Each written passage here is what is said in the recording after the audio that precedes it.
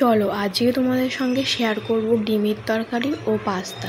তো সন্ধ্যাবেলাতেই পাস্তাটা বানিয়েছিলাম। যদিও আমি রান্না বান্না অত করি না, মাই করে রান্না। তো আমি বললাম যে চলো আজকে আমি তোমাদেরকে ডিমের ঝোল করে খাওয়াবো।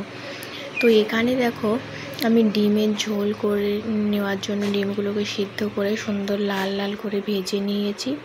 তো ভাজার পরে এগুলোকে একবারে মশলা দিয়ে আলু দিয়ে কষিয়ে আমি দেখো সুন্দর করে ফোড়ন দিয়ে দিয়েছি। তো টকবক করে তরকারিটা ফুটছে।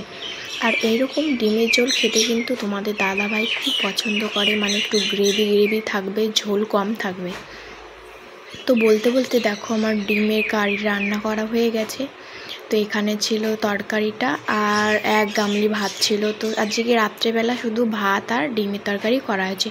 তো এটা হলো সন্ধ্যাবেলাতে করা হয়েছিল পাস্তা। তো অনেক দিন ভাবছি যে একটু পাস্তা খাবো, কিন্তু সেরকম করে রান্নাও হচ্ছে না আর খাওয়াও হচ্ছে না।